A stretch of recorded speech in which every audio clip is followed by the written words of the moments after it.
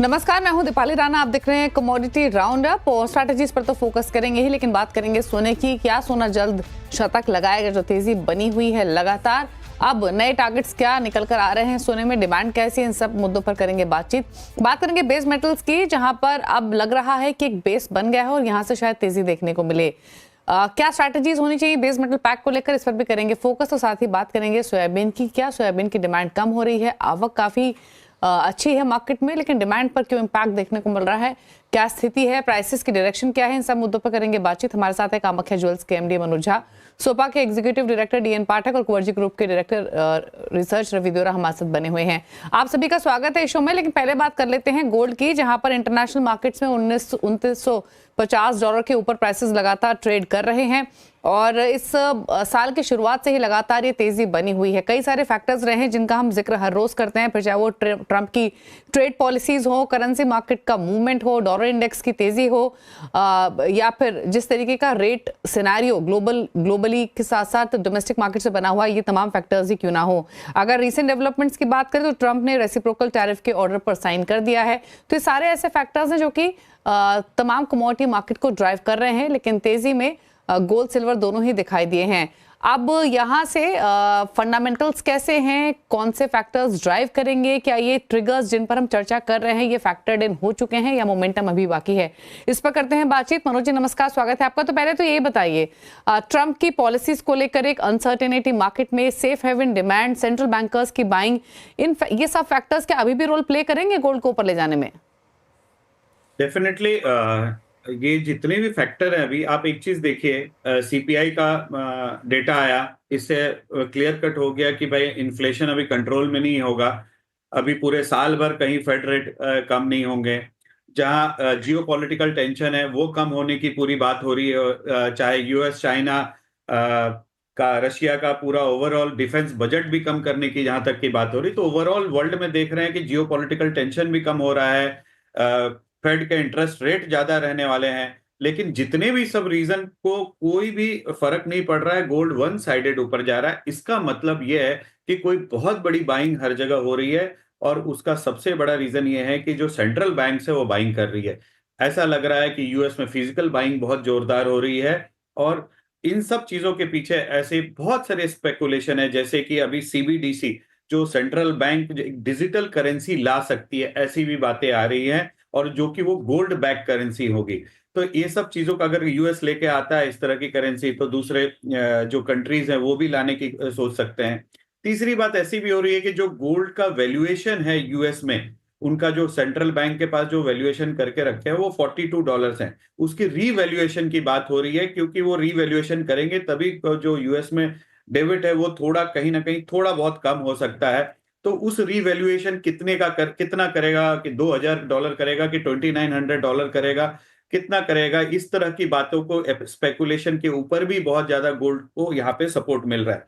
और उन सब चीजों के ऊपर जो है अभी टैरिफ वॉर, एवरीडे शॉक, और जो आपको सरप्राइजेस ट्रम्प से मिल रहे हैं वो टैरिफ के ऊपर, और जितने भी दूसरी कंट्रीज हैं वो उस पे जो सहमे हुए हैं, इस पूरे टैरिफ वॉर के वजह से भी हर जगह बाइंग आ रही है। तो ये जितनी भी चीजें हैं वो स्पेकुलेशन के हिसाब से चल रही है, और इसमें केवल केवल एक ही सेफ हेवन होता है, वो गोल्ड बाइंग होती है। जबकि फिजिकल डिमांड, एक्चुअल जो रिटेल डिमांड है, पूरे वर्ल्ड में कहीं भी नहीं है, चाहे वो इंडिया हो, चाइना हो, अमेरिका हो या कहीं भी हो। लेकिन जो पूरी बाइंग हो रही है वो सेंट्रल बैंक की बाइंग हो रही है, और वो सब स्पेकुलेटिव बाइंग हो रही है।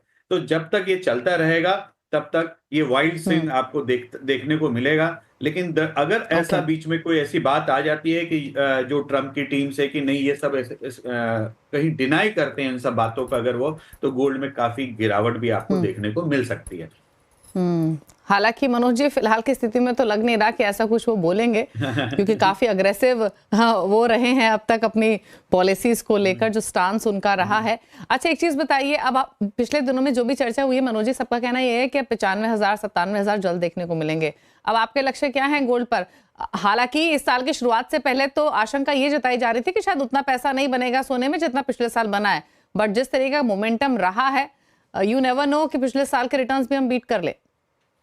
देखिए ऐसा है, जो अभी वर्ल्ड रीऑर्डर सेट करने की बात हो रही, जो पूरे वर्ल्ड में जो नियम कानून है गोल्ड के ऊपर, डॉलर के ऊपर, ये सब नया नए तरीके से ये सिस्टम सेट करने की बातें आ रही। अगर उस तरह की जो सिस्टम है, इसमें स्पेकुलेशन तो यहां तक किया जा रहा है कि $4,000 हो जाएगा, $5,000 हो जाएगा। तो अभी पूरा मार्केट स्पेकुलेटिव है, तो बोलना बहुत कठिन है। एंड जब ये वाइल्ड स्विंग इस तरह का स्पेकुलेटिव मार्केट होता है, तो गोल्ड उतना ही ऊपर जा सकता है। और उसी तरीके से कभी कोई भी एक न्यूज जिस स्पेकुलेशन की वजह से ऊपर गई है, तो गोल्ड उतना ही शार्प करेक्ट हो सकता है। तो मैं तो अभी केवल जिनको गोल्ड की जरूरत है, जो शादियों में खरीदने वाले हैं या दूसरे रीजन से खरीदना है, तो कोई इसी भाव में वो खरीद लें, क्योंकि गोल्ड शायद यहाँ से आपको लाख रुपए के आपको 1,10,000 1,15,000 भी देखने को मिल सकता है। लेकिन अगर इस तरह के जो स्पेकुलेशन है वो खत्म हो जाए, तो गोल्ड यहाँ से 10,000 नीचे भी दिख सकता है। तो जिनको जरूरत है वो गोल्ड जरूर खरीदें, और ट्रेडर्स इससे 100% दूर रहें, क्योंकि मैक्सिमम ट्रेडर इसमें मारे जाएंगे। बोथ द साइड स्विंग बहुत ही आपको उल्टा सीधा दिख सकता है। अच्छा, एक चीज और मनोज जी, अगर हम मार्केट की बात करें, आपने रिटेल डिमांड की बातचीत की, दो चीजें क्विकली और आपसे पूछना चाहेंगे। एक तो ये कि रिटेल में तो मेरे ख्याल से अगर मेकिंग चार्ज भी इंक्लूड कर दे तो 1 लाख का भाव तो हो गया होगा रिटेल बायर्स के लिए, पहली चीज। और दूसरा ये जितनी तेजी से भाव बढ़े हैं, डिमांड पर कितना असर हुआ है? देखिए, भाव तो आज के दिन में अगर आप गिनने जाओ तो 89,000 के आसपास विथ जीएसटी अगर आप पकड़ें, प्योर गोल्ड का अगर इंपोर्टेड गोल्ड जो आता है, तो वो 89,000 के आस में। अगर करंट भाव बोलूं तो देखिए, राइट नाउ 88,776 है विथ जीएसटी। अगर इंपोर्टेड गोल्ड अगर आप लेते हैं, तो ये ऑलमोस्ट 90,000 के पास तो पहुंच चुका है। तो ये 90,000 में लोग अनुमान नहीं कर सकते, और पिछले कुछ दिनों से डेफिनेटली रिटेल बाइंग में बहुत बड़ा फर्क पड़ा है। एक सन्नाटा सा छाया हुआ है मार्केट में। लेकिन वहीं पे जिनकी शादियों की वजह से रुके हुए थे, कि सोच रहे थे कि गोल्ड रेट कम हो जाएगा, उनकी थोड़ी बहुत खरीदारी चल रही है। लेकिन कभी भी गोल्ड गिरता है या बढ़ता है, दोनों टाइम पे रिटेल की बाइंग खत्म हो जाती है, क्योंकि लोग स्पेकुलेशन में चले जाते हैं। गोल्ड की सबसे अच्छी बाइंग और सबसे अच्छा मार्केट जो है हमारे रिटेल में तभी रहता है जब गोल्ड स्टेबल रहता है। तो स्टेबिलिटी बहुत जरूरी है। जब तक की स्टेबिलिटी नहीं आएगी, मार्केट का सीजन अच्छा नहीं दिखेगा। और ऐसे भी अभी होली तक जो है वो होलास्टक बोलते हैं बहुत जगह, तो अभी थोड़ी सी उसके वजह से भी थोड़ी डिमांड में कमी है। फिर सामने मार्च आ जाएगा, तो मुझे ऐसा लगता है कि अभी रिटेल में ये महीना और अगला महीना आपको थोड़ा नरम सा रहेगा। पिछले 1 महीने से गोल्ड के फ्लक्चुएशन की वजह से रिटेल की बाइंग में काफी फर्क पड़ा है, वो काफी कम हुआ। लेकिन लाइट वेट की जो ज्वेलरी है वो डेफिनेटली बढ़ रही है, और उसका ही डिमांड रहेगा, चाहे वो डायमंड में हो या गोल्ड में हो। दोनों जगह लाइट वेट का ही चलन है, और मुझे लगता है कि आगे जो प्रचलन हो जाएगा, हर हैवी ज्वेलरी का बिकना मुश्किल हो जाएगा। बिल्कुल, जब भाव इतना तेजी से बढ़ेगा, एक एक बजट होता है ज्वेलरी बाइंग का भी, और जब प्राइसेस इतना तेजी से बढ़ते हैं तो लोग कहीं ना कहीं एडजस्टमेंट वेट के साथ ही करते हैं। जहां 5 तोले की चीज ले रहे होते हैं, वो उसके कट करके 3 तोले 4 तोले तक आ जाते हैं। लेकिन डिमांड पर डेफिनेटली फर्क पड़ा है, और अगर हम GST plus making charges include करें तो 1 लाख के नजदीक भाव ऑलरेडी मार्केट में आ चुका है। शुक्रिया मनोज जी, सब पर्सपेक्टिव से अपने व्यूज देने के लिए, फिर चाहे वो डिमांड हो, प्राइसेस हो या फंडामेंटल्स ही क्यों ना हो। रवि देवरा हमारे साथ बने हुए हैं। रवि, आप बताइए, आप कैसे देखते हैं इस तरह से प्राइसेस को? क्या नए टारगेट्स हैं? क्या इन डेवलपमेंट्स के बीच में आपने अपने टारगेट ऊपर की तरफ रिवाइज किए हैं? जब से हमारे जब पैनल थे हमने स्पेशल शो नए साल का दिसंबर में किया था, तब मैंने बोला था कि ये गोल्ड है, वो लास्ट ईयर की तरह ही रिटर्न देगा। और आपने उसका स्पेशल जिक्र भी किया था कि मैंने सबसे बड़ा टारगेट दिया है। डेफिनेटली मैं तभी बात की थी कि फर्स्ट क्वार्टर में काफी अच्छा चलेगा गोल्ड, और ये फर्स्ट क्वार्टर में काफी अच्छे प्राइसेस है। ये फंडामेंटल यही है, क्योंकि ये एक इंटरनेशनल मार्केट में जो डेवलपमेंट हो रहा है, थोड़ा रिस्क बढ़ रहा है। पर्टिकुलर रिस्क का भी एक वेट है, साथ में जो लंदन से पूरा वर्ल्ड खाते होके अभी बेसिकली जो यूएस में गोल्ड शिफ्ट हुआ है, एक रिस्क भी है। आगे कुछ भी, जैसे मनोज जी बात कर रहे थे, आगे कुछ भी पॉजिटिव डेवलपमेंट आते हैं तो यही रीजन से प्राइसेस में थोड़ा करेक्शन आएगा। तो मेरे हिसाब से ये अभी थोड़ी वोलेटिलिटी हाई लेवल पे प्राइस पहुंच चुके हैं। हालांकि प्राइसेस रिवर्स हो, इसके लिए कोई स्ट्रॉन्ग फंडामेंटल की रिक्वायरमेंट है। अभी जिस हिसाब से रोज कोई ना कोई टैरिफ के अनाउंसमेंट हो रहे, नई नई स्ट्रेटेजी आ रही, नई नई टैरिफ्स आ रहे, नए डेवलपमेंट हो रहे हैं। पहले कंट्री वाइज टैरिफ की बात हुई जिसमें मैक्सिको, चाइना एंड कनाडा पे टैरिफ लगा, वो थोड़ा डिले हो गया, तो वो भी एक अभी हैंगओवर है। साथ में उसके बाद मेटल टैरिफ लगा जिसमें एल्यूमिनियम एंड स्टील के ऊपर टैरिफ हुआ और कॉपर की प्रॉमिस हुई। अब बाद में रेसिप्रोकल टैरिफ की कल बात हुई। तो अभी कितने नए नए नाम से टैरिफ आ रहे हैं, तो इससे थोड़ा मार्केट में एक अनसर्टनिटी का माहौल है। तब तक मुझे लग रहा है कि एक बार प्राइसेस है उसमें फर्म ट्रेंड बना रहेगा। अभी थोड़ा पोर्शन इंट्राडे रखे क्योंकि ओवरनाइट डेवलपमेंट काफी हो रहे हैं। लेवल वाइज बात करें तो जो रिवीजन हमने तब $3000 का टारगेट दिया था, ऑलमोस्ट प्राइसेस के वो उसके आसपास ही एक साल का टारगेट एक क्वार्टर में शायद आ गया है। बट मुझे लग रहा है कि 3050 के करीब एक बार प्लेसमेंट लेवल भी है और उसके आसपास एक बार रुकेंगे भी प्राइसेस। और अभी जिस हिसाब से लेवल है, डोमेस्टिक प्राइसेस थोड़ा आउट परफॉर्म कर रहे हैं रुपए के वीकनेस की वजह से। इंट्राडे या थोड़ा शॉर्ट टर्म पर्सपेक्टिव से बाय एंड डिप्स का स्ट्रेटेजी रखें। I think silver out perform करेगा, बट गोल्ड में 86,000 के करीब प्राइस चल रहे हैं। थोड़ी डिप 85,800 पे बाय करें, 85,320 के स्टॉप लॉस के साथ, और 86,720 तक के टारगेट आपको आते हुए दिख सकते हैं। 1 से 2 ट्रेडिंग सेशन का नजरिया रख के वहां पे बाइंग करना। ओके, चलिए, तो ये एक चर्चा हुई गोल्ड पर, फंडामेंटल्स के पर्सपेक्टिव से, ट्रेडिंग के हिसाब से भी। रुक रहे हैं ब्रेक के लिए, ब्रेक के उस पर बेस मेटल्स पर तो करेंगे चर्चा, लेकिन साथ ही बात करेंगे सोयाबीन की भी। जल्द वापस आते हैं छोटे से ब्रेक के बाद।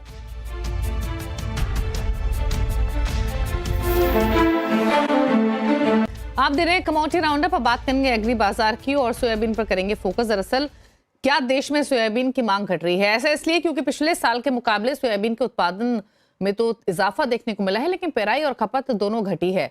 क्या है इसके पीछे कारण? क्या सोयाबीन की मांग को इंडस्ट्री कैसे देख रही है? बताने के लिए सोपा के एग्जीक्यूटिव डायरेक्टर डीएन पाठक हमारे साथ मौजूद हैं। पाठक साहब, नमस्कार, स्वागत है आपका। तो पहले तो फिलहाल की स्थिति को आपसे समझना चाहेंगे, क्या स्थिति है?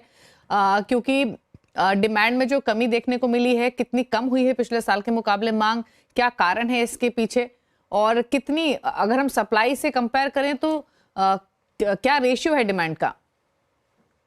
देखिए, डिमांड पिछले साल के मुकाबले, जैसे पोल्ट्री जैसे थोड़ी ग्रो कर रही है तो डिमांड थोड़ी बढ़नी चाहिए 6 से 8%। वो बढ़ नहीं रही है, उसको मैं मानता हूँ कि वो कमी है।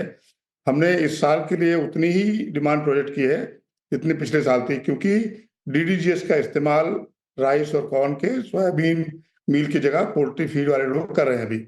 तो टू दैट एक्सटेंट डिमांड जो बढ़नी चाहिए वो नहीं बढ़ी है, पिछले साल के मुकाबले ही रहेगी। उपज बढ़ी है, लेकिन एक्सपोर्ट अभी जो हम सोच रहे थे कि शायद पिछले साल से कम होगा, वो भी एक्सपोर्ट में भी ठीक ठाक दिख रहा है। जो जनवरी में भी करीब 2.25 लाख टन एक्सपोर्ट हुआ है। तो डिमांड सप्लाई अभी मैच कर रही है। ग्लोबल प्राइसेस ऑब्वियसली डाउन है, क्योंकि ग्लोबल सप्लाई सोयाबीन की काफी बड़ी है, करीब 30 million ton global supply soybean की बड़ी है। उसकी वजह से मील प्राइसेस सब जगह डाउन है, और हमारे यहाँ भी सोयाबीन की प्राइसेस भी एमएसपी से काफी नीचे चल रही हैं। तो डिमांड सप्लाई मैच है, अभी कोई समस्या नहीं दिख रही है, सिवाय इसके कि सोयाबीन की प्राइसेस नहीं बढ़ रही हैं, जिससे किसानों में थोड़ा डिस्ट्रेस है। और अगले साल के लिए हम देखते हैं कि शायद कुछ एरिया कम हो, जो कि बड़ी चिंता का विषय है। सोइंग का। Okay, okay. अच्छा, ये जो डिमांड सुधरी है, ये सुधार कब से देखने को मिला है? दूसरी बात, अब आगे क्या ये जो सुधरती हुई डिमांड है, ये सस्टेन होती हुई दिखाई देगी पाठक साहब? पहली चीज। और दूसरा ये कि प्राइसेस, जैसे आपने कहा कि प्राइसेस नहीं बढ़ रहे हैं, अब क्योंकि डिमांड आप कह रहे हैं कि डोमेस्टिक मार्केट हो या इंटरनेशनल मार्केट से बेहतर दिख रही है, तो कुछ उम्मीद करें कि थोड़े सुधरेंगे यहाँ से? डिमांड, मैंने ऐसा नहीं बोला कि डिमांड सुधरी है, मैंने बोला कि डिमांड पिछले साल के मुकाबले ही है। डिमांड जो बढ़नी चाहिए थी वो बढ़ी नहीं है। यानी डीडीजीएस ने करीब 4-5 लाख टन का जो हिस्सा जो सोयाबीन मील को मिलना चाहिए था, वो डीडीजीएस ने ले लिया है। तो डिमांड पिछले साल के मुकाबले ही चल रही है, सुधरी नहीं है, बड़ी नहीं है। और आगे मुझे ऐसा नहीं लगता है, जब तक ये डीडीजीएस का लोग इस्तेमाल करते रहेंगे सोयाबीन मील में, तब तक इतनी डिमांड तो ऑब्वियसली उस पर इफेक्ट पड़ेगा, डिमांड कम रहेगी सोयाबीन मील की। जी। एक्सपोर्ट्स कैसे हो रहे हैं फिलहाल, और क्या उम्मीद करें आगे के लिए? एक्सपोर्ट अभी तक करीब 8 लाख टन हो चुका है शुरू के 4 महीने में। और मुझे लगता है कि जो आज की प्राइसेस हैं उसको देखते हुए शायद हम अभी एक्सपोर्ट फिर से कर पाए रहेंगे अभी अगले कुछ महीने भी। फरवरी में भी एक्सपोर्ट अच्छा दिख रहा है, मार्च अप्रैल में। यहाँ से प्राइसेस आगे कैसे मूव करती हैं उस पर डिपेंड करेगा एक्सपोर्ट। अभी जैसे नाफेड ने, एनसीसी अपने करीब 20 लाख टन सोयाबीन खरीद लिया है। अगर उन्होंने अपना सोयाबीन अभी बेचा तो प्राइसेस इसी तरह की रहेंगी या और कम हो जाएंगी। अगर उन्होंने ये माल होल्ड किया अगले साल के लिए तो सोयाबीन के प्राइसेस में डेफिनेटली इजाफा होने की उम्मीद है। और फिर अगर ऐसा होगा तो फिर एक्सपोर्ट पे उतना असर पड़ेगा, फिर एक्सपोर्ट करने में पैरिटी नहीं रह जाएगी। तो ये सब डिपेंड करता है कि सरकार के पास जो 20 लाख टन है सोयाबीन या अभी 1-2 लाख टन और आएगा, उसका वो क्या करते हैं, उसको कब बेचते हैं और किस भाव पे बेचते हैं, ये वॉच करना पड़ेगा अगले 3-4 महीने। ओके ओके, चलिए शुक्रिया पाठक जी आने के लिए शो में और अपने व्यूज रखने के लिए, थैंक यू सो मच। तो ये तो बात है सोयाबीन की, लेकिन एग्री बाजार में क्या कुछ ट्रेडिंग स्ट्रैटेजीज हैं, इस पर रवि से राय लेते हैं। रवि, कुछ ट्रेडिंग कॉल्स एग्री पैक से? जब साहब थोड़ा फ्लैटन कारोबार हो रहा है। आई थिंक पर्टिकुलर प्राइसेस सारे रेंज बाउंड है, नियर अबाउट टू एक्सपायरी हम जा रहे हैं, तो इस हिसाब से प्राइसेस में कोई ज्यादा बड़े उतार चढ़ाव नहीं है। हालांकि जो ट्रेंड है वो अभी भी इंटेक्ट है। टर्मरिक में लगातार जो गिरावट है वो कंटिन्यू रही है। आई थिंक यहाँ बेच के चले, 13,080 के करीब बेचे, स्टॉप लॉस लगाए। अपर साइड 13,300 का और डाउन साइड 12,700 तक के लेवल आने चाहिए। और सेकंड जो रिकमेंडेशन है वो स्पाइसेस पैक से धनिया हो गया, यहाँ बाइंग करें। आई थिंक 8100 का काफी अच्छा सपोर्ट बना हुआ है, मेरे हिसाब से ये सपोर्ट के करीब है, तो बाय कर ले। स्टॉप लॉस लगा 8020 और 8300 तक के लेवल 2 से 3 ट्रेडिंग सेशन में आते दिख सकते हैं। तो आज के लिए दोनों स्पाइसेस एक्सेल बाय रिकमेंडेशन होगा। टर्मरिक बिग वाली करे, वहीं कोरिएंडर में ये जो गिरावट आई है शॉर्ट टर्म के लिए बाइंग की अच्छी अपॉर्चुनिटी है। ओके, चलिए रवि शुक्रिया आपका भी ये ट्रेडिंग स्ट्रैटेजीज बताने के लिए। इसी के साथ वक्त हो गया एक ब्रेक का। कमोडिटी राउंड अप पे तो इतना ही। ब्रेक के उस पार भी खबरें जारी हैं। नमस्कार।